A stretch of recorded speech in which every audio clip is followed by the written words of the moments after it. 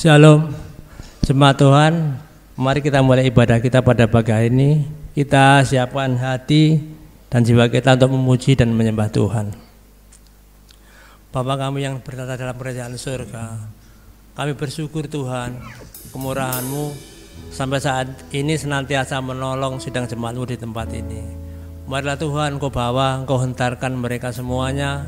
Saya percaya Tuhan Engkau senantiasa menolong mereka.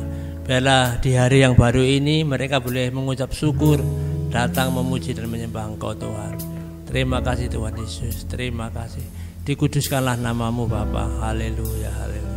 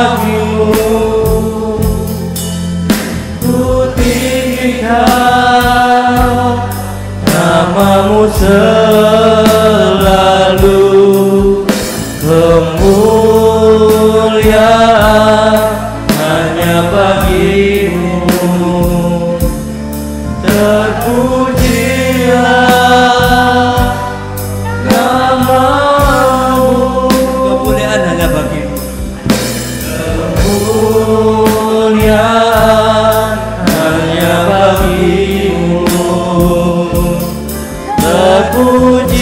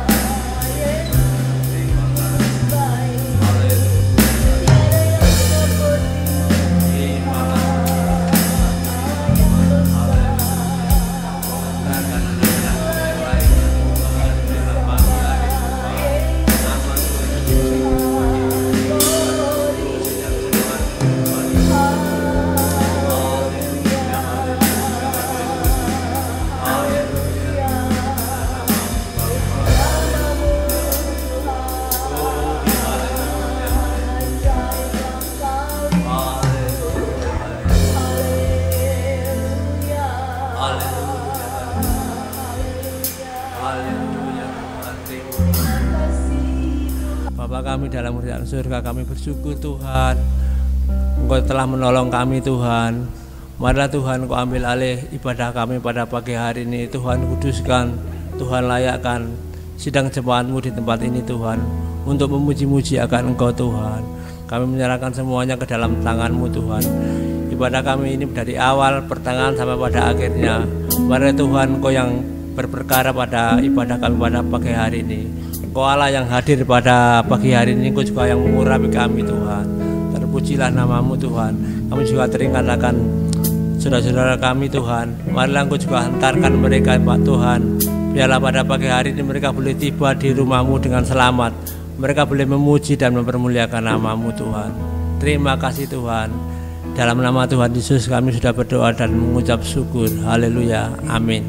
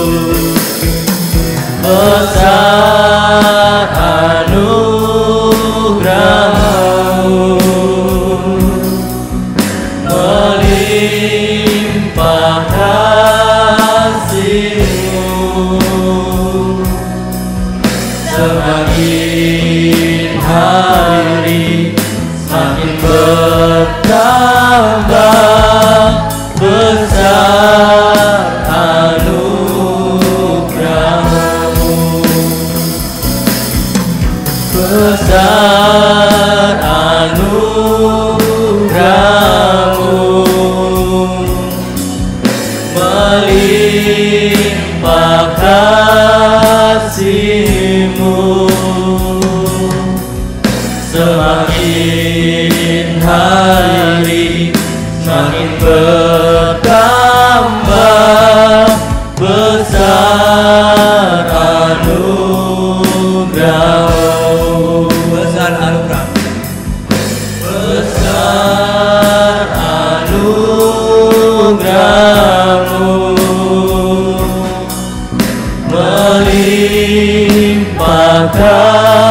kasih-Mu semakin hari semakin bertambah besar anugerah-Mu. Di nama Tuhan, kalau kita boleh ada pada pagi hari ini, semuanya anugerah Tuhan yang luar biasa. Biarlah setiap kesempatan yang diberikan Tuhan kita pergunakan dengan sebaik-baiknya. Saya undang kita semuanya bangkit berdiri.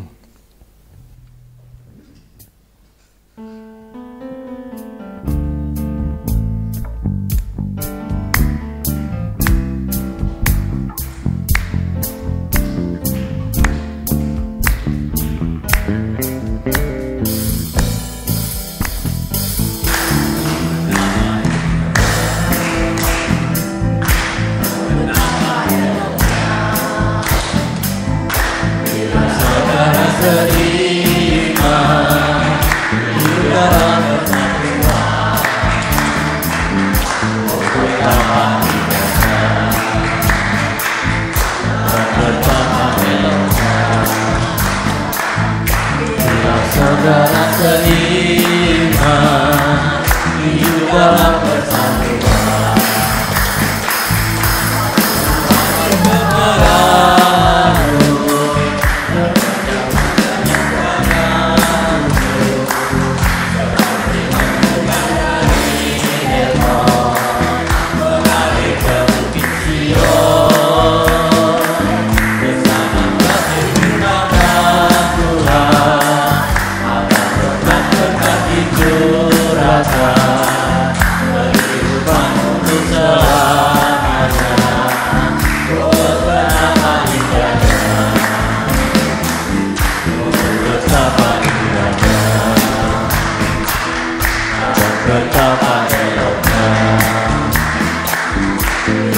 saudara seiman hidup dalam persatuan.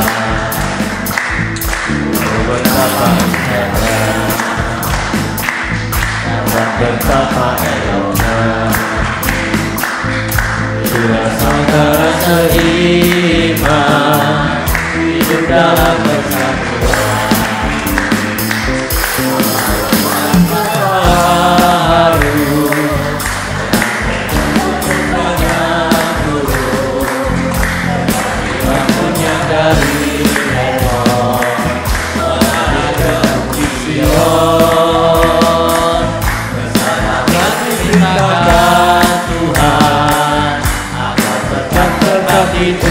Curahkan kehidupan untuk selamanya. Oh, betapa indahnya, oh, betapa indahnya, oh, betapa eloknya bila saudara seiman hidup dalam persatuan. Oh, betapa indahnya dan betapa eloknya bila saudara seiman hidup dalam persatuan. Rahmat yang baru yang menjadi turun setiap rohnya dari Hermon kembali ke Bukit Sion. Tadi berkata Tuhan, Allah berkat-berkat dicurahkan kehidupan untuk selamanya. Oh, betapa indahnya, oh, betapa indahnya, oh, betapa indahnya. Kita tetap berdiri, kita ganti pujian kita.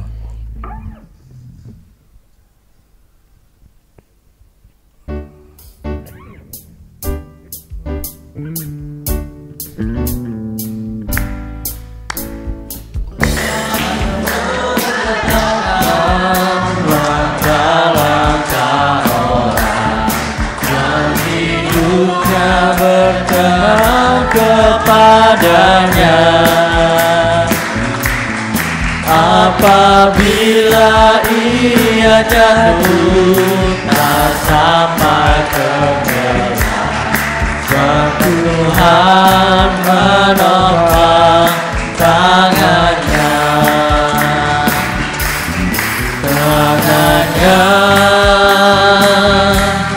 Tangannya, sebab Tuhan menopang tangannya. Apabila ia jatuh tak sampai terlena, sebab Tuhan menopang tangannya. Tuhan menetapkan langkah-langkah orang yang hidupnya berkenan kepadanya. Apabila ia jatuh tak sampai terlena, sebab Tuhan menopang tangannya.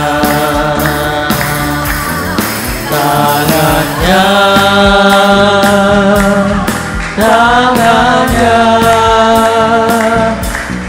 sebab Tuhan menopang tangannya.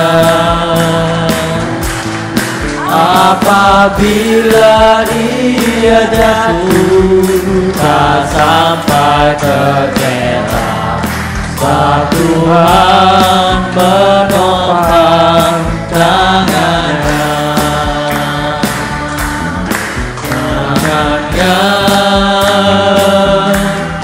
Tangannya, sebab Tuhan menopang tangannya. Apabila ia jatuh tak sampai terlena, sebab Tuhan menopang tangannya.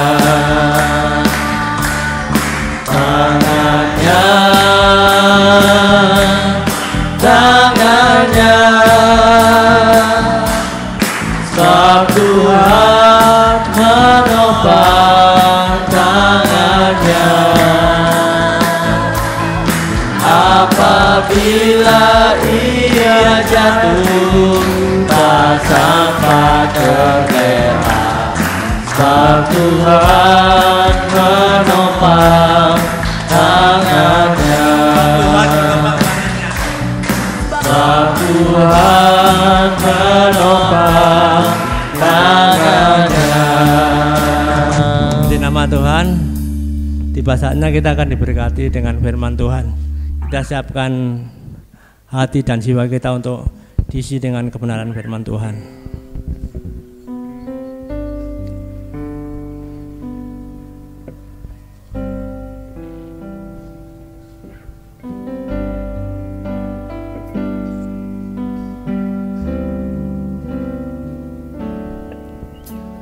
Siapkan hatiku Tuhan, untuk dengar firman-Mu saat ini.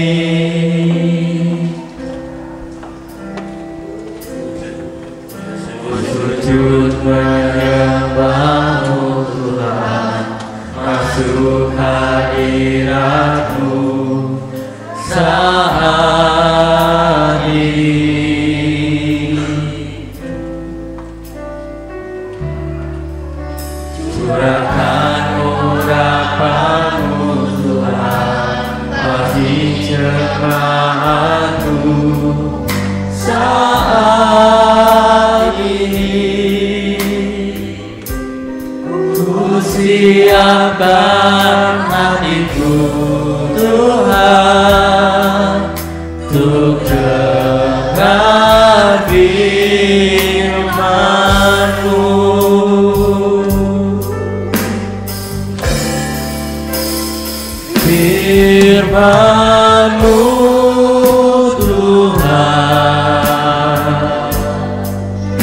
tiada berubah.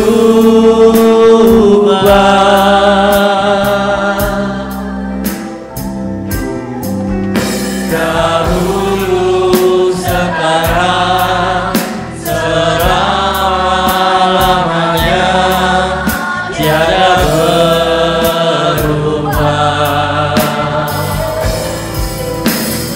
Firman-Mu Tuhan, penolong hidupku.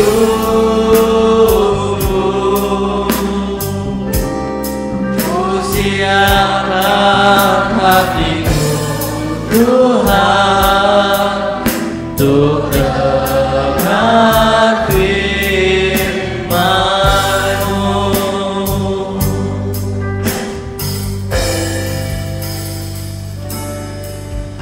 Ku siapkan hatiku Tuhan, untuk dengar firman-Mu saat ini. Ku sujud menyembah-Mu Tuhan, masuk hadirat-Mu saat ini.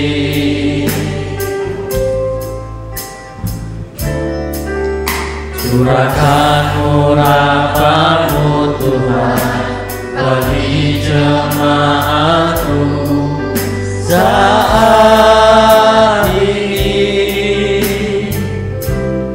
Ku siapkan hatiku Tuhan, untuk dengar firman-Mu.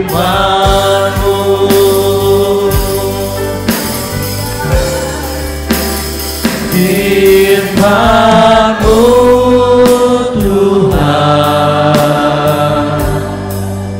tiada berubah.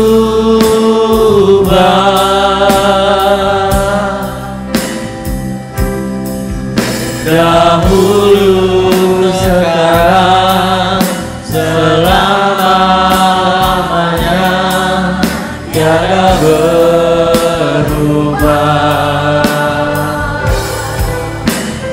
Firman-Mu Tuhan, penolong hidupku. Ku siapkan hatiku Tuhan, untuk dengar firman-Mu.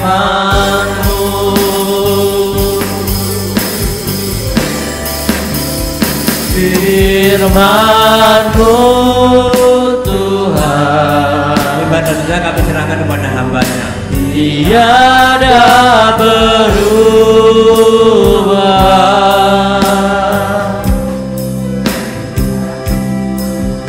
Dahulu, sekarang, selama-lamanya, tiada berubah.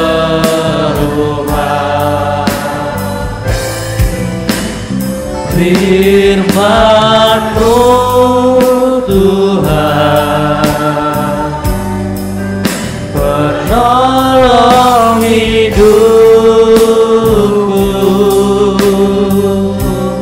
Ku siapkan hatiku Tuhan, untuk dengar firman-Mu. Hatiku telah siap, Hatiku telah siap Tuhan, untuk dengar firman-Mu. Amin. Haleluya, haleluya, glory bagimu Yesus. Engkau Allah yang besar, Allah yang sangat baik. Berfirmanlah Tuhan. Haleluya, mulialah namamu Yesus. Kami agungkan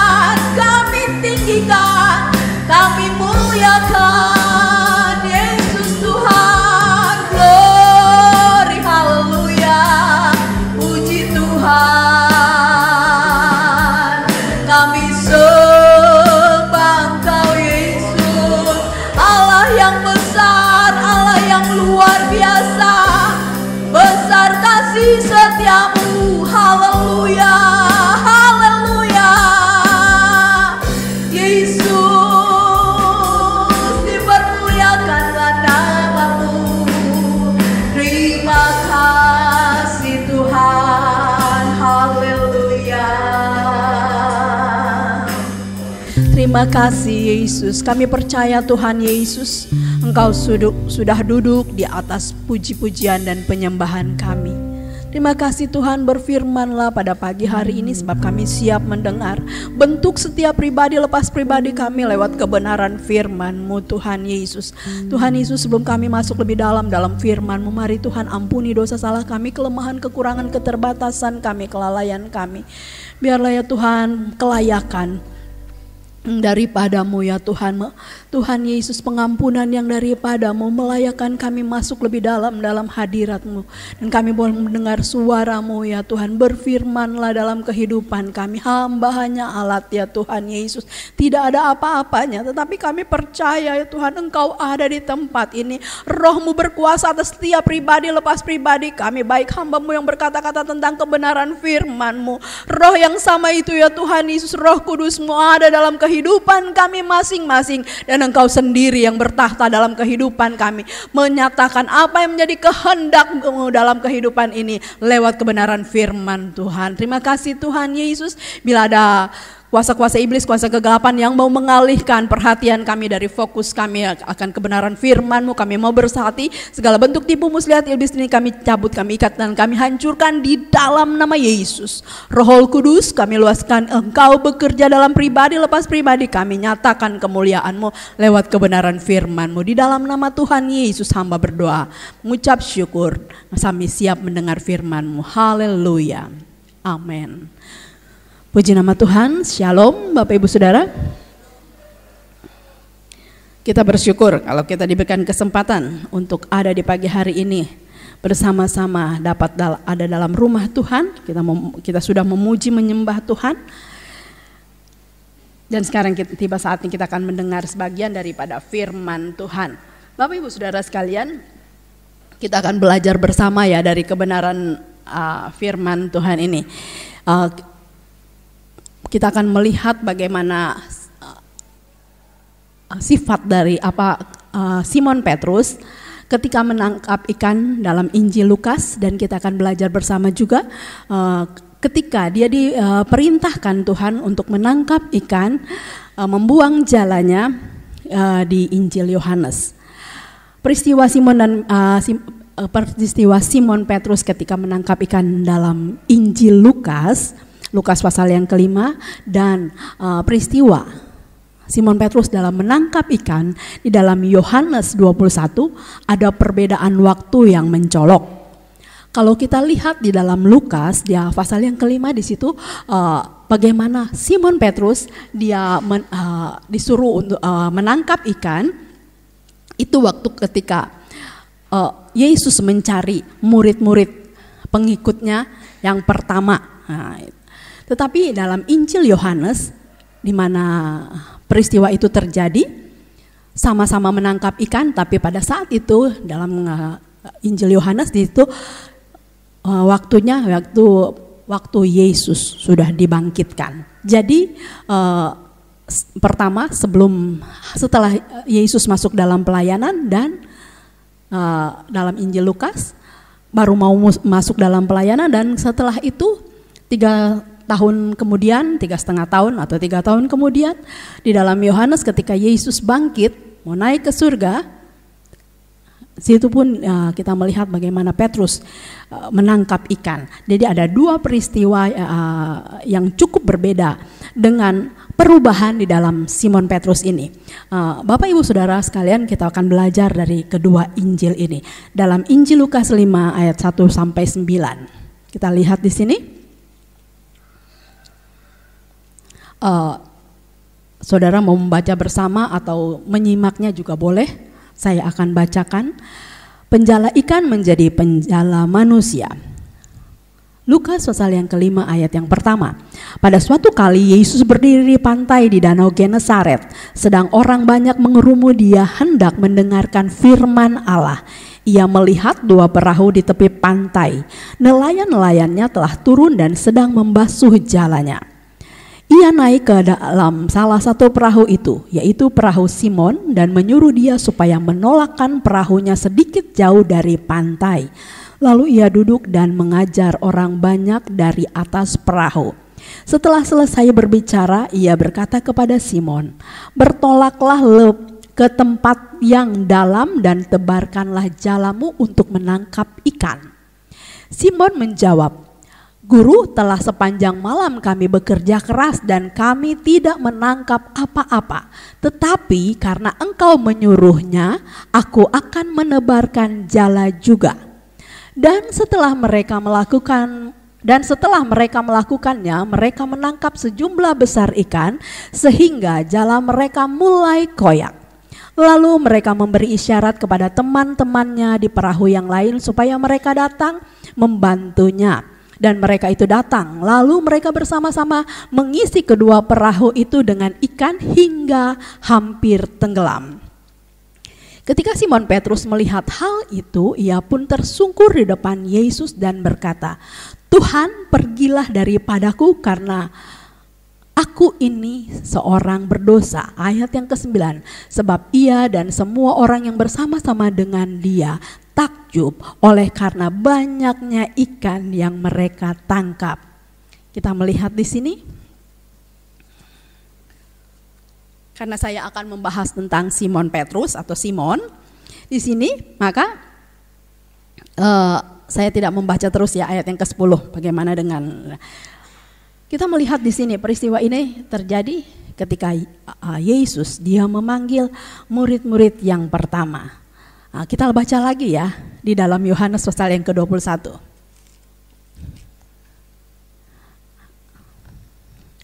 Yohanes 21 ayat yang ketiga mulai. Di sini dikatakan, kata Simon Petrus kepada mereka, "Aku pergi menangkap ikan." Kata mereka kepadanya, "Kami pergi juga dengan engkau." Mereka berangkat lalu naik ke perahu, tetapi malam itu mereka tidak menangkap apa-apa. Ketika baru hari mulai siang, Yesus berdiri di pantai, akan tetapi murid-murid itu tidak tahu bahwa itu adalah Yesus. Kata Yesus kepada mereka, "Hai anak-anak, adakah kamu mempunyai lauk pauk?" Jawab mereka, "Tidak ada."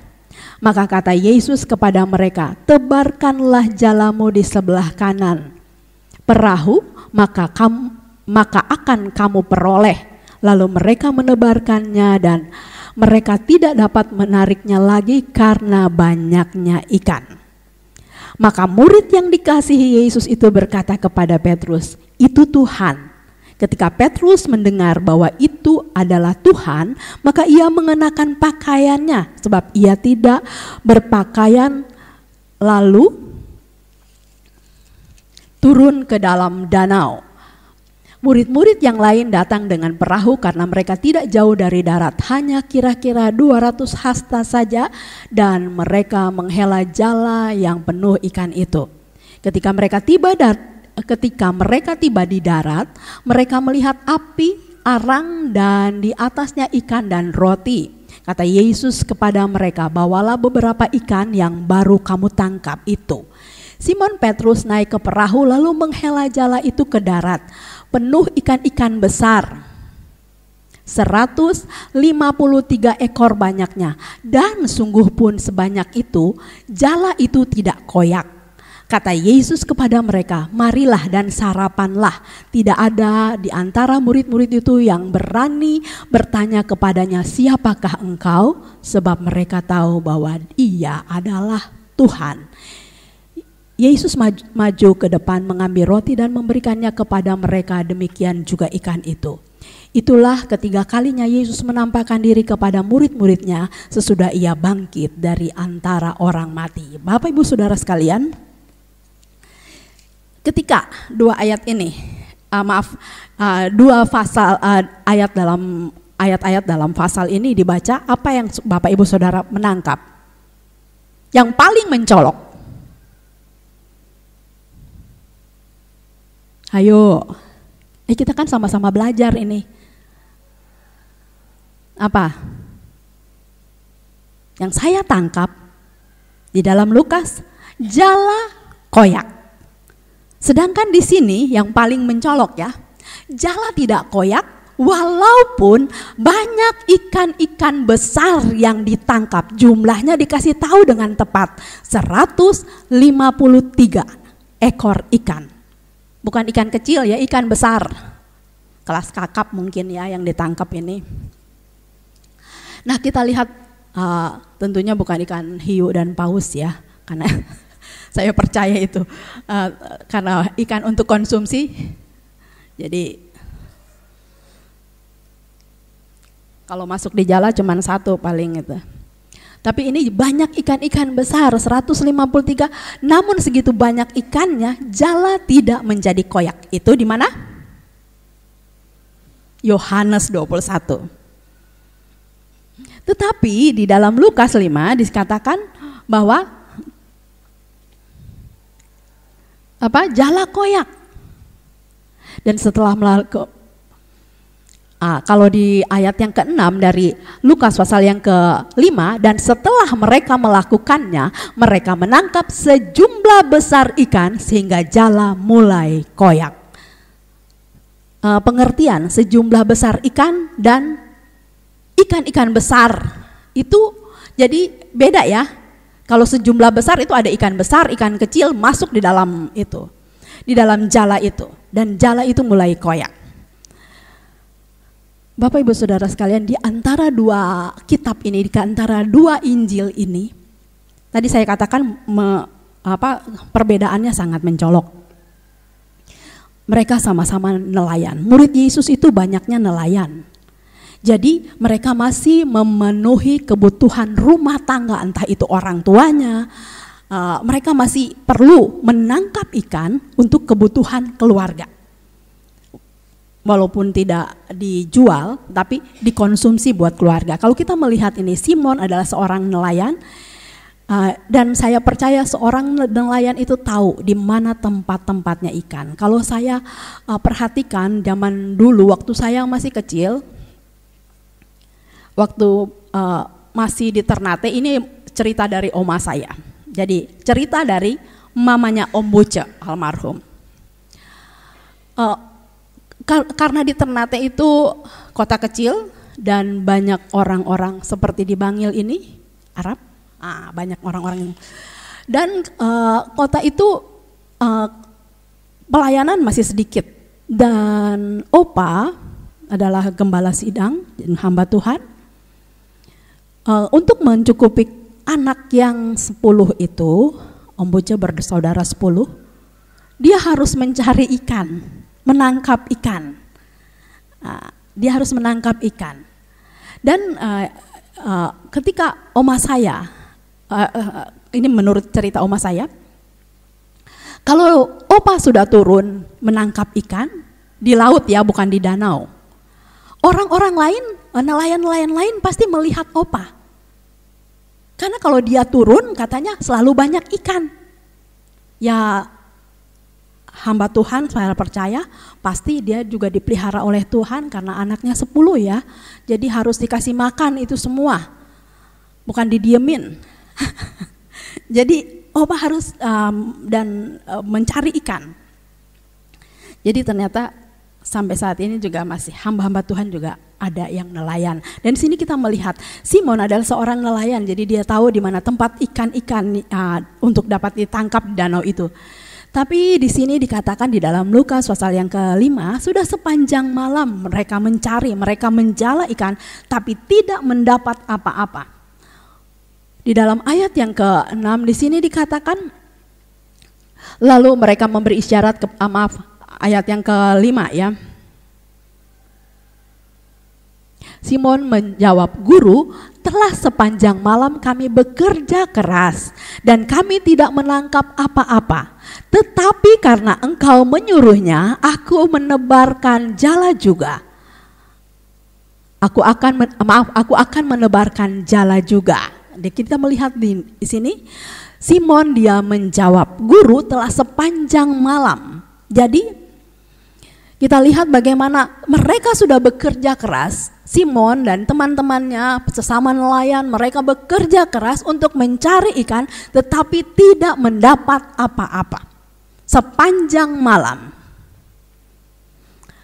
Jadi di sini kita perhatikan, tetapi inilah Simon ya yang mengandalkan kekuatannya, pengalaman sebagai nelayan. Dia mengandalkan kekuatannya ini untuk dapat memperoleh ikan, dan dia dapat berkata kepada Tuhan Yesus, "Guru, telah sepanjang malam kami bekerja keras tetapi tidak mendapat apa-apa." Kalau kita memperhatikan di sini, usaha menjadi sia-sia. Usaha akan menjadi gagal kalau kita berusaha dengan kekuatan, dengan kemampuan, dengan pengalaman kita sendiri. Siapapun, apapun menjadi usaha yang kita usahakan akan menjadi sangat sia-sia, akan menjadi mendapat kegagalan ketika kita tidak melibatkan Yesus di dalamnya. Dan kita memperhatikan di sini, ketika Yesus menyuruhnya, ya maka Simon taat, dia melakukan. Tetapi apa yang terjadi? Ketika Yesus menyuruh, memang mendapat satu keberhasilan. Ikan-ikan ditangkap. Ayat yang ke-6. Dan setelah mereka melakukannya, mereka menangkap sejumlah besar ikan sehingga jala mereka mulai koyak. Karena banyaknya ikan yang masuk, ikan-ikan kecil, ikan-ikan besar masuk di dalam jala ini, saking banyaknya jala koyak, jalanya menjadi rusak, jalanya menjadi cacat, kerusakan terjadi.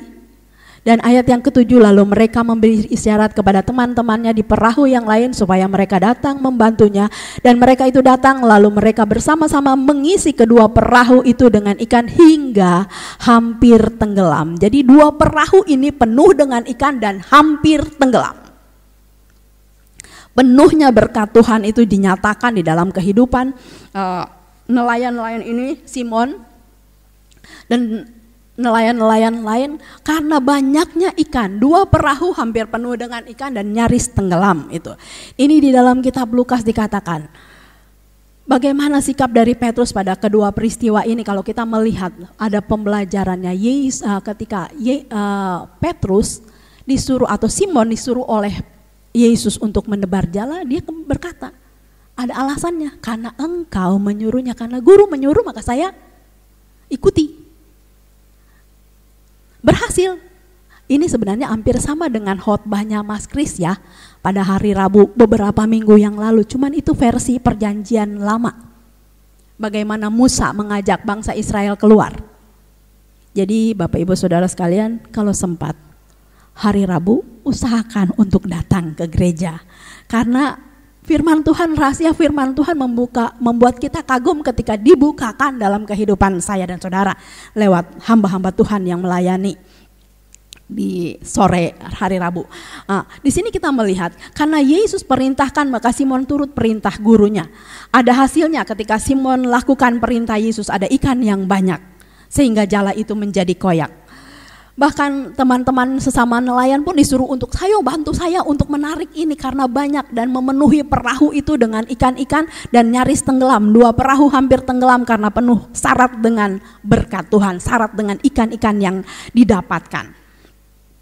Kita lihat ketika Simon taat pada perintah Tuhan, maka berkat ikan itu banyak datang menghampiri Simon ini. Sampai jalannya pun koyak, robek atau rusak. Dan kita sudah lihat dan sudah baca di dalam Yohanes. Di sini dikatakan ayat yang ke-8. Ketika Simon Petrus melihat hal itu, ia pun tersungkur di depan Yesus dan berseru dan berkata, "Tuhan, pergilah daripadaku karena aku ini seorang berdosa." Sebab ia dan semua orang yang bersama-sama dengan dia takjub oleh karena banyaknya ikan yang mereka tangkap. Bapak Ibu Saudara sekalian, saya merasa heran juga ya sama Simon itu. Mereka bukan takjub pada Yesusnya yang melakukan kuasa, takjubnya sama berkatnya. Bagaimana dengan kita sekarang ini? Seringkali kita takjub sama berkatnya, tapi kita tidak takjub pada Sang pemberi berkat.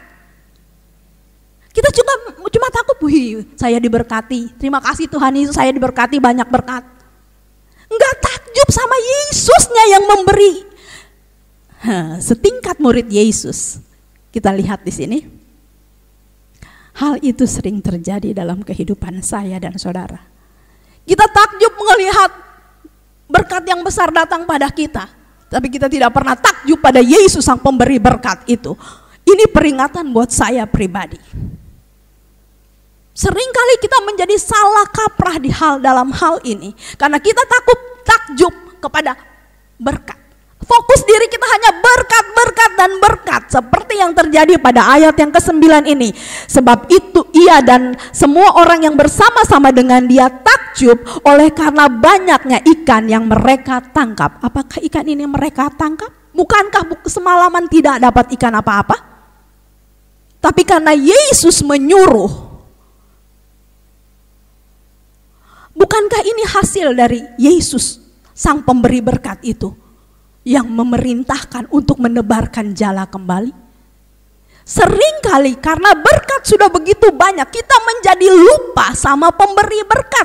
Kita takjub sama berkat yang datang pada kita. Hati-hati Bapak Ibu Saudara, membuat pelayanan kita, membuat pengiringan kita menjadi cacat, koyak.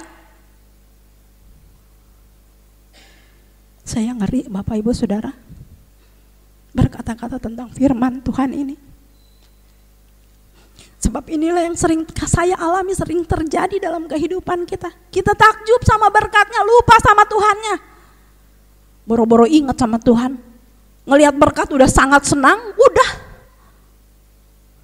Takjub sama apa yang Tuhan beri, nggak takjub sama sumbernya, pemberinya. Pada pagi hari ini, walaupun kita nggak seberapa, mari Bapak Ibu Saudara kita sama-sama diingatkan. Jangan takjub, jangan fokus hanya kepada berkat Tuhan saja, tetapi takjublah pada sang pemberi berkat. Yohanes 21 kita lihat. Harusnya Simon dan nelayan yang lain takjub pada pribadi Yesus, sang guru pembuat mujizat itu, sang guru pemberi berkat itu, sumber segala berkat. Bukan pada berkat-berkat itu, bukan pada mujizat pekerjaan itu sendiri. Di dalam Yohanes pasal yang ke-21 kita membacanya, kita akan melihat, kita akan membandingkan ayat ini. Ayat yang ketiga, nah di sini Yesus menampakkan diri kepada murid-muridnya di Danau Tiberias setelah Yesus bangkit. Kata Simon Petrus, ayat yang ketiga. Kata Simon Petrus kepada mereka, aku pergi menangkap ikan. Kata mereka kepadanya, kami pergi juga dengan engkau. Mereka berangkat lalu naik ke perahu, tetapi malam itu mereka tidak menangkap apa-apa. Sama kan?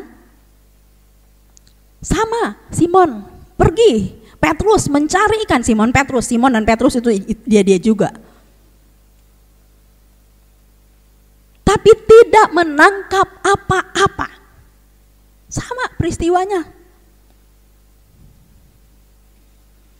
Aku pergi menangkap ikan, kata mereka kepadanya, kami pergi juga dengan engkau. Mereka berangkat lalu naik ke perahu, tetapi malam itu mereka tidak menangkap apa-apa. Jadi sama aja sama kisah di Lukas. Sepanjang malam mereka bekerja keras tetapi tidak mendapat apa-apa. Ayat yang keempat, ketika hari mulai siang, jadi hampir pagi, dini hari, Yesus berdiri di pantai, akan tetapi murid-murid itu tidak tahu bahwa ia adalah Yesus. Kata Yesus kepada mereka, hai anak-anak, adakah kamu mempunyai lauk pauk? Jawab mereka, tidak ada. Maka kata Yesus kepada mereka, tebarkanlah jalamu di sebelah kanan perahu, maka akan kamu peroleh. Lalu mereka menebarkannya dan mereka tidak dapat menariknya lagi karena banyaknya ikan. Sama, peristiwa yang sama yang dialami oleh Petrus Simon Petrus ketika dia di Lukas itu, ketika Yesus mencari murid-murid yang pertama ini. Di sini dikatakan, maka kata Yesus, tetapi di sini Petrus sudah tidak beralasan lagi seperti di Lukas. Sudah sepanjang malam Tuhan, pengalaman saya nih Tuhan, kalau melayani ini harus begini.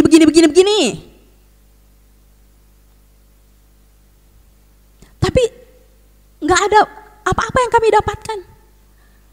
Bapak Ibu Saudara, manusia atau Bapak Ibu Saudara kalau merekrut orang yang kerja, pasti suka nanya kan, apalagi kalau pemerintahan, kalau nggak yang baru ya minta pengalaman. Sudah berapa lama pengalaman jadi nelayan? Sudah berapa lama pengalamanmu bekerja di usaha ini? Itu manusia. Tetapi Yesus tidak butuh pengalaman kita. Yang dia mau, mari lihat apa yang dapat kuperbuat buatmu, engkau lihat. Saya pemberi mujizat, saya sumber berkat, dapat memberikan itu. Petrus di Lukas, dia masih bisa berbantah.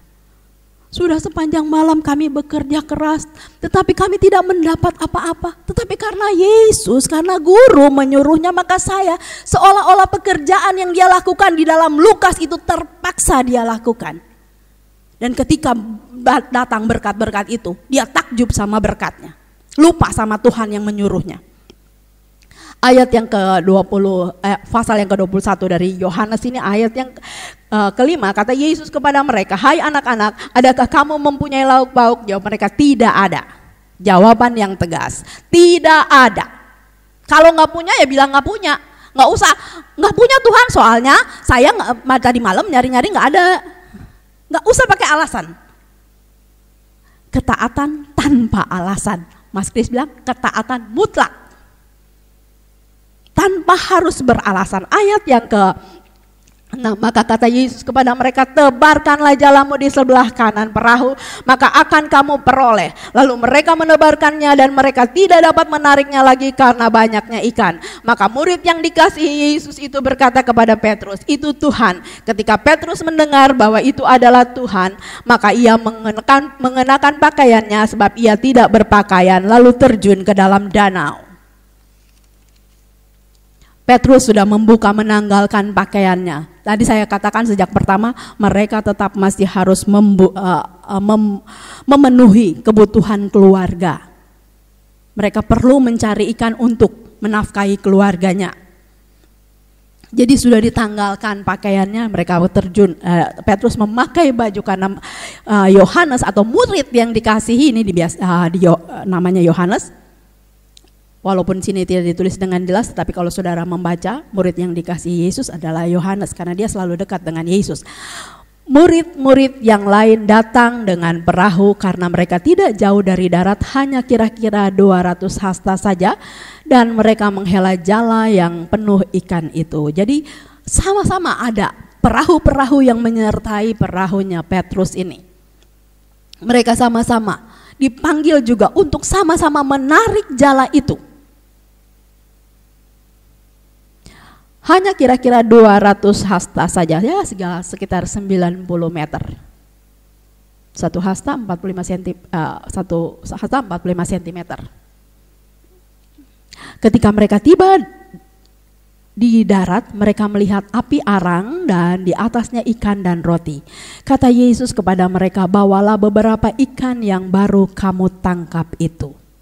Mereka melihat di sini bahwa Yesus sudah menyediakan semuanya, sudah ada api dan arang, sudah ada api arang, jadi sudah ada pembakaran, ada roti, ada ikan juga. Tapi Yesus tetap meminta apa yang mereka baru dapatkan.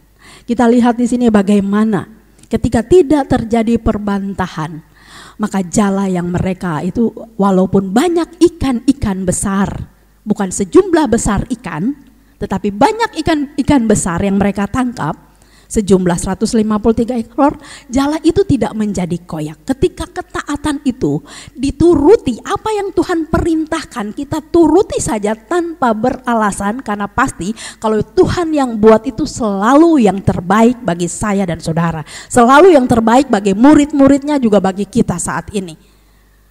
Jala itu tidak menjadi koyak. Ketika ketaatan itu ketika dia menuruti perintah dari Yesus, maka didapatkan ikan-ikan besar. Begitu juga dengan kehidupan saya, sidang jemaat Tuhan yang ada. Ketika kita taat tanpa alasan, bagaimana kita ke gereja hari Minggu? Ya, ibu gembalanya nggak ada, nggak usah deh, gampang kan? Enak bener. Karena hanya merasa ibu gembala yang diperlukan, bukan sumber berkatnya itu. Ingat fokus kita untuk datang kepada Tuhan. Jangan sampai pikiran kita terpengaruh dengan hal-hal yang seperti ini.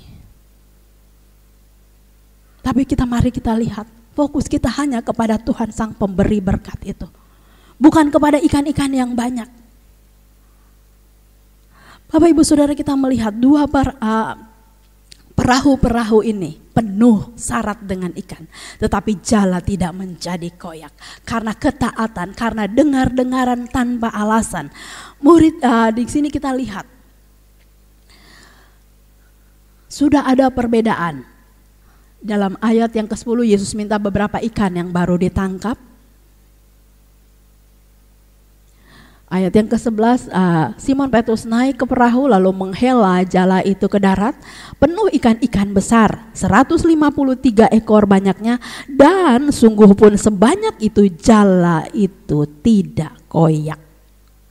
Saya mulai tertarik dengan kenapa di sini koyak dan ke sini kok tidak koyak.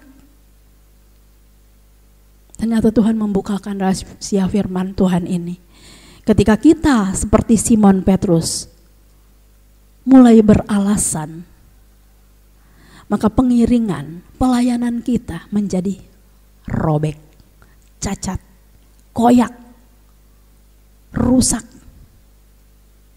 Tetapi ketika kita taat tanpa harus beralasan, yang ada ketika ditanya oleh Tuhan, adakah ikan depan? Tidak ada. Jawab saja seperlunya. Apa yang Tuhan, gak usah pakai alasan. Gak seperti Petrus yang lalu, Simon yang lalu. Dia sudah menuruti apa menjadi perintah, maka jala itu tidak menjadi koyak walaupun yang ditangkap ikan-ikan besar.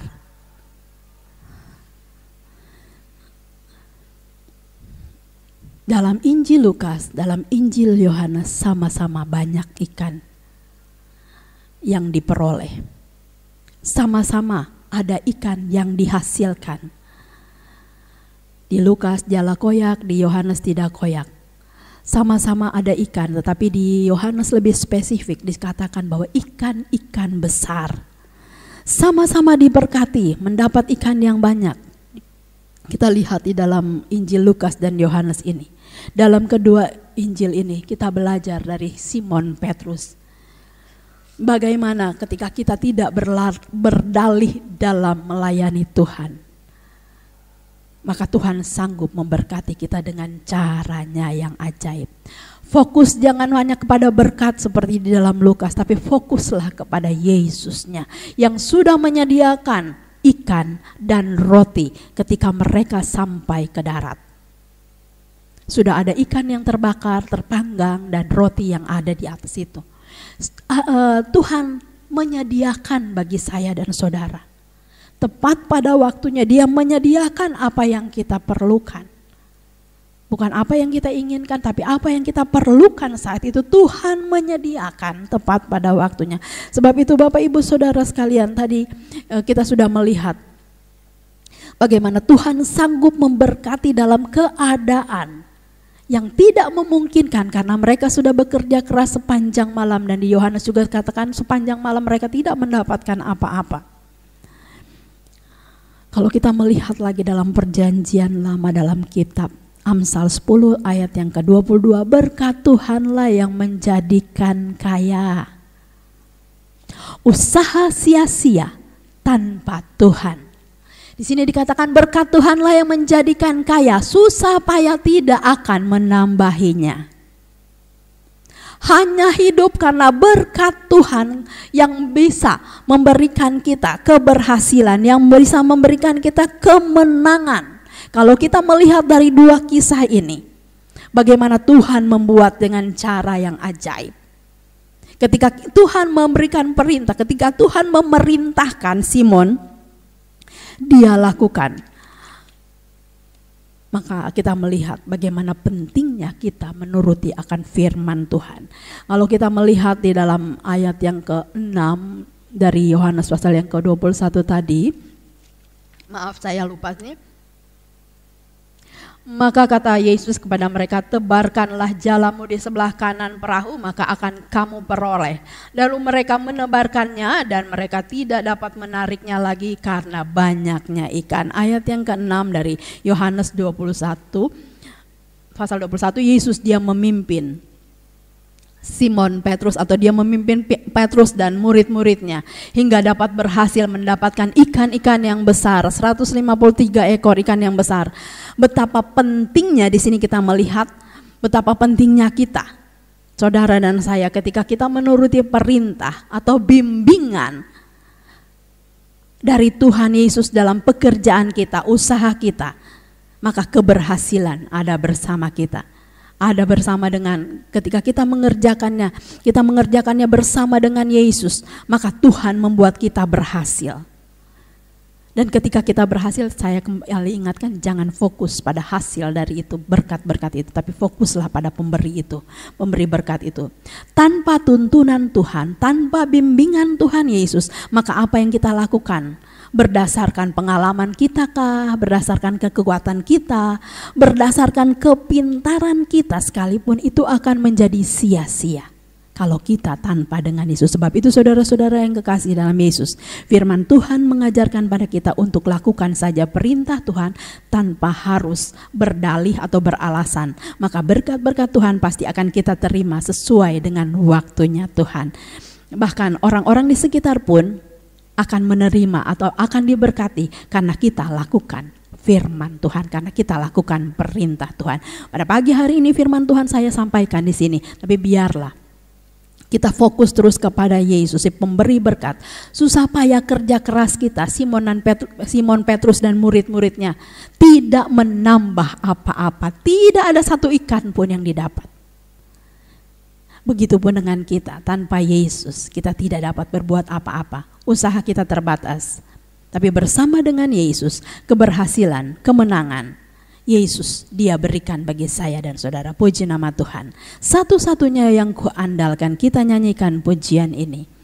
Haleluya. Biarlah kita tetap mengandalkan Tuhan di dalam setiap kehidupan saya dan saudara. Entah itu dalam usaha kita, dalam keseharian kita, kita tetap libatkan Tuhan, supaya kita melihat, supaya kita mengalami kuasa Allah dinyatakan dalam kehidupan saya dan saudara, seperti yang dialami oleh Simon Petrus, Yohanes, Yakobus dan murid-murid yang lain. Baik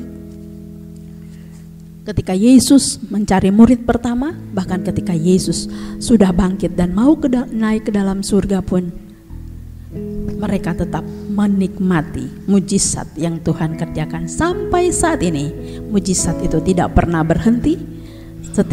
Tetaplah mengandalkan Tuhan, pasti Dia akan menolong saya dan saudara. Haleluya, haleluya. Engkau Tuhan. Haleluya. Kita nyanyikan pujian ini. Haleluya. Terima kasih Tuhan. Berfirman lebih lanjut bagi sidang jemaat Tuhan. Haleluya. Terima kasih Tuhan. Engkau Tuhan. Engkau Tuhan yang setia, waktumu selalu yang terbaik. Engkau Tuhan sandaranku, dan ku hanya kan berharap padamu. Engkau Tuhan, Engkau Tuhan yang setia, amin, haleluya. Waktumu selalu yang terbaik. Engkau Tuhan sandaranku. Nyanyikan pujian ini dengan iman kita kepada Yesus. Akan berharap Padamu satu-satunya yang ada. Saya undang Bapak Ibu Saudara sekalian bangkit berdiri. Satu-satunya yang ku percaya, Engkau sumber kekuatan, sumber pengharapan, sumber kedamaian. Satu-satunya yang ku andalkan, satu-satunya yang ku percaya. Engkau Tuhan memberkati, Tuhan menyembuhku, Tuhan pemulihku. Satu-satunya yang ku andalkan, satu-satunya yang ku percaya. Kami Tuhan, Engkau sumber kekuatan, sumber pengharapan,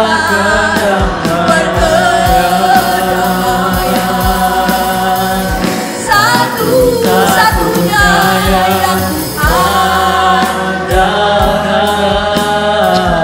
satu-satunya yang ku percaya. Engkau Tuhan memberkati, Tuhan penyembuhku, Tuhan pemulihku. Engkau Tuhan memberkati, Engkau Tuhan memberkati, Tuhan penyembuhku, Tuhan pemulihku. Engkau Tuhan memberkati, Engkau Tuhan memberkati, amin. Tuhan penyembuhku, Tuhan pemulihku. Haleluya. Engkau segalanya bagiku Yesus. Haleluya. Haleluya. Engkau sumber pengharapan, sumber kekuatan Yesus. Haleluya. Kami mau andalkan Engkau, kami berharap padamu Yesus Kristus, Tuhan. Pengharapan yang tiada mengecewakan hanya di dalam-Mu Yesus. Haleluya. Haleluya. Haleluya. Puji Tuhan. Kami muliakan Yesus, sembah Tuhan. Haleluya. Haleluya. Tuhan Yesus baik. Haleluya. Haleluya. Dengan firman Tuhan ini, Bapak Ibu, saudara sekalian, silahkan renungkan. Adakah kita seperti sikap Simon yang belum waktu pertama dipanggil oleh Tuhan, kita beralasan Tuhan mau mengubahkan saya dan saudara lewat kehidupan yang kita lalui bersama dengan Dia. Biarlah kita tidak fokus hanya kepada berkat-berkat Tuhan, tetapi kepada sumber berkat itu, Yesus Allah yang kita layani saat ini. Dia peduli. Haleluya.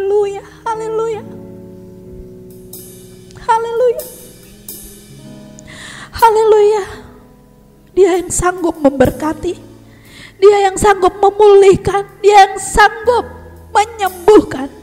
Baik sakit jasmani, baik sakit jiwa, baik sakit rohani. Haleluya. Dia memberkati saya dan saudara. Haleluya, haleluya. Angkat suaramu, sembah Tuhan. Dia ada bersama dengan kita. Haleluya. Jangan sia-siakan kehadirannya dalam kehidupan saudara dan saya. Haleluya, Yesus, Engkau segalanya bagiku Tuhan. Haleluya.